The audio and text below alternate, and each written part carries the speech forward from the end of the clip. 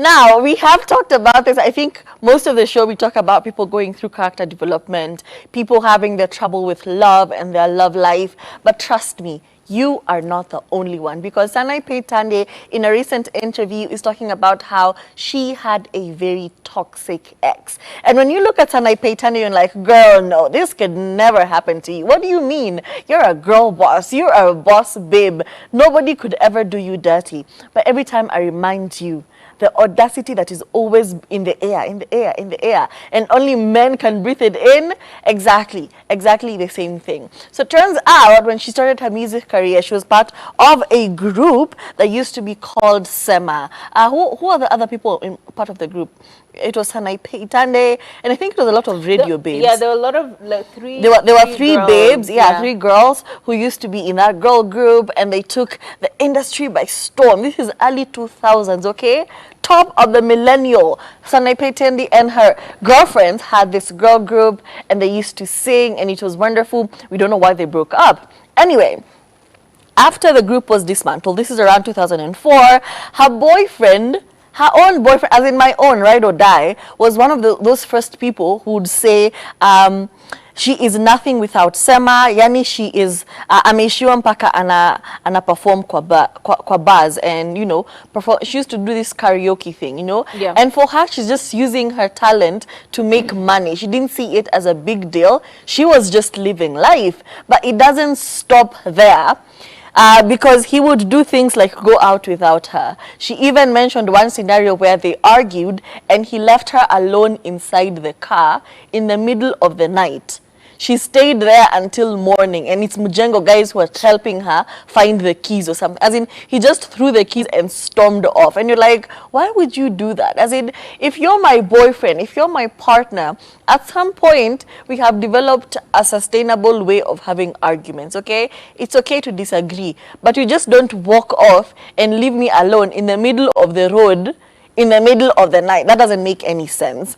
It doesn't stop there, because she also cited that sometimes he would go out alone. He was always partying alone. And then at 5 a.m., the drunk call, oh, I love you, I miss you, please come and bring me chicken wings.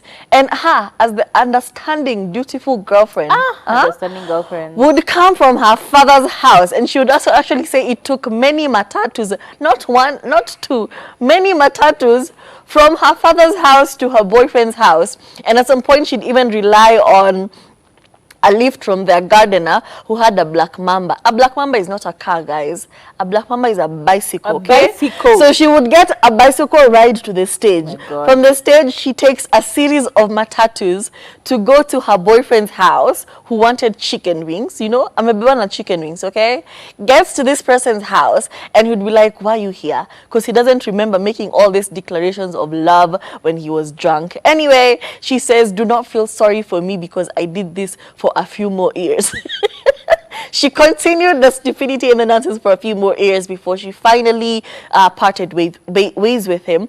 But she still says they remain close friends because that's just who she is. You know, it's very difficult for her to have enemies. And I'm like, what do you mean? You know, when you break up with such a toxic person, you're always wishing them the worst, okay? May you stab your fingers. May you have a car crash, something of the sort. But she says they still remain very good friends and she wishes the best for them. So the moral of the story is, if you think you're going through it, just know you are not alone. There's nothing new in the planet. Even if you think your case is very interesting and unique, trust me, people have been there, have done that. It's just up to you to learn from their mistakes and make the correct decision. You have taken me on a full journey of the song Sasanda Kalakata Shika Kokamata Watu.